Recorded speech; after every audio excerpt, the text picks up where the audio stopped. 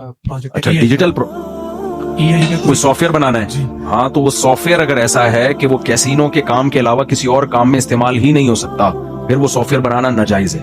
और अगर सॉफ्टवेयर ऐसा है जो हर काम में इस्तेमाल हो सकता है, तो फिर उसका बनाना जायज है। फिर उसको कैसीनो में अगर कोई यूज कर रहा है तो ये उसका हेडेक है। गुनाह का वो आला जो सिर्फ गुनाह ही में इस्तेमाल हो सकता हो, उसका बनाना हराम है।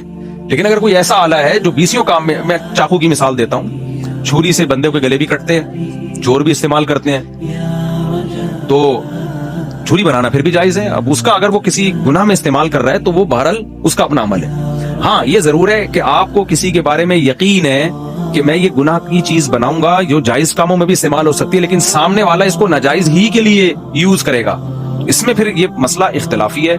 इमाम अबू हनीफा रहमहुल्लाह के नजदीक फिर भी जायज है बनाना। वो कहते हैं आप ये नियत करें कि मैं जनरली बना रहा हूं, मैं गुनाह की नियत से नहीं बना रहा। सामने वाला उसको गुनाह में इस्तेमाल कर रहा है, वो गुनहगार होगा। साहिबैन की राय ये, इमाम साहब के जो शागिर्द हैं वो कहते हैं भाई अगर आपको यकीन है कि ये गुनाह ही के लिए यूज करेगा तो आपके लिए उसका बनाना जायज नहीं है। अब फिक़ह हनफी में फतवा इसमें साहिबैन के कौल पर है, समझ में आ रही है बात? फतवा इस पर है, लेकिन इस जमाने में जरूरत इसकी है कि इसमें इमाम अबू हनीफा के कौल पे फतवा दिया जाए, क्योंकि अब इतना ज्यादा इसमें इब्तला इतना ज्यादा आम हो गया है कि मेरी टूटी फूटी नाकिस राय है कि उस पर चलना लोगों के लिए मुमकिन है नहीं, क्योंकि गुंजाइश है ना मामलात में लोगों को ज्यादा से ज्यादा देनी चाहिए, तो इसलिए गुंजाइश है। एहतियात का तकाजा ये है कि अगर आपको यकीन है कि ये गुनाह ही में इस्तेमाल करेगा, एहतियात ये है कि ना बनाओ। फिर गुंजाइश ये है कि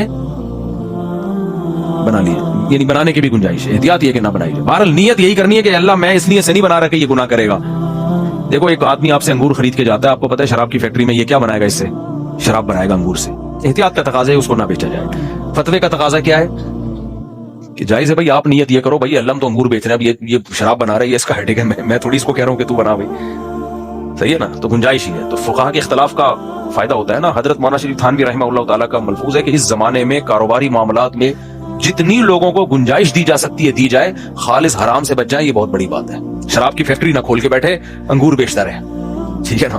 तो गुंजाइश है इसकी, खालिस हराम से बच जाओ कारोबारी मामलात में इतना भी, क्योंकि लोगों के रिस्क के दरवाजे जब बंद होते हैं और जब फाका आता है ना घर में, तो वो इस्लाम से भी जाता है। तो इसलिए मेरा भी यही मामूल है, हजरत मुफ्ती तकी उस्मानी साहब भी इसी पर अमल करते हैं, और हमारे जामित रशीद में भी इसी कानून को फॉलो किया जाता है कि कमाने में जो मसाइल है ना, कमाने के खरीदो फरोख्त के, उसमें अगर फुकाहा की राय में इख्तलाफ होता है तो हम गुंजाइश वाली राय को तरजीह देते हैं, ताकि लोगों पर दरवाजे रिस्क के खुले हैं। मुल्क की हालत तो देखो ना,